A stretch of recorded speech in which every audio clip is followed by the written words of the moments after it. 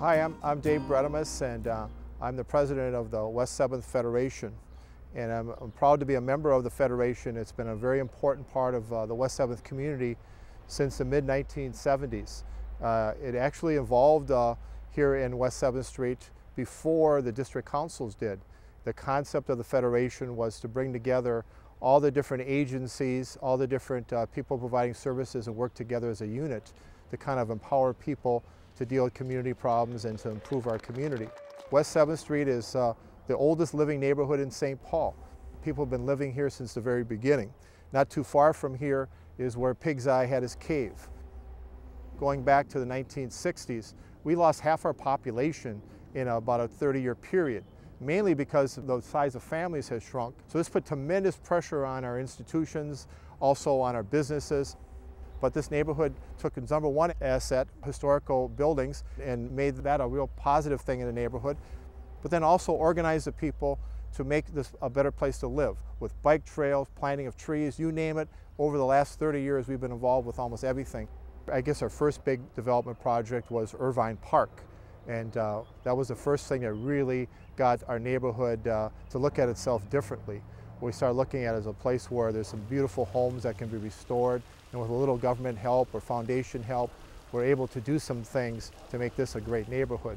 And from that beginning there, we moved farther out West 7th Street, and there was a lot of development done in the Cliff Street neighborhood and the areas up and down West 7th, dealing with individual properties, supporting people that wanted to improve their home. And right here at the spot we're at here is a good example of it. This area right here, the Brewery neighborhood, these two blocks here, Coburn and Duke, have been developed in the last 10 years. It's a mixed-use site now where you have both old houses that were restored and brand new housing put up. And the big thing we're still working on, though, is the Brewery development.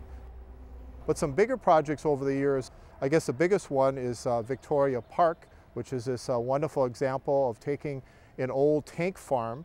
Originally it was a quarry on the corner of Otto and West 7th. And the Shalom Company came in there, the nursing home people, and they put a beautiful development there where senior citizens can use the facilities there. But back behind there is all kinds of new housing that is going to be going in there. Some have already happened already. When the economy turns around, it's going to be a great spot to live. I think it's an important point that we are together, the development piece and the district council, because you don't want to create, sometimes if you have a separate group, you can create two power sources in the community, so to speak. And this way, all the zoning, all the issues that may come up with the individual development are dealt with right away, right up front at the district council. Also with our schools.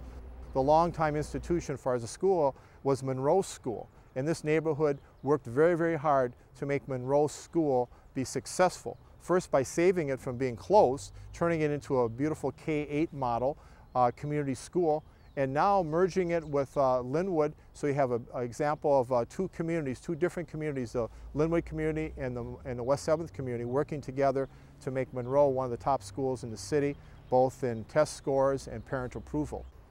So many times in a neighborhood, it's one step forward and two steps backwards, but we've made some tremendous progress in West 7th, and we have a lot of people that have decided to move to this neighborhood, to live in this neighborhood by choice.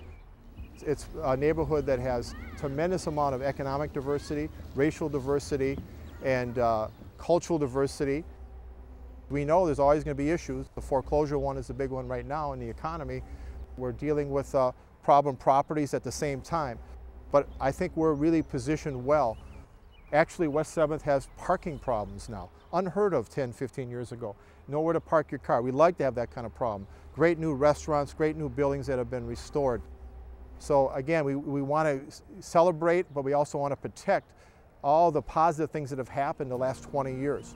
Right here again, we're on the banks of the Mississippi River. As I'm talking here, I can see an eagle flying along. You know, the Mississippi River has come back, the water's cleaner, the eagles are back, and West 7th has definitely come back.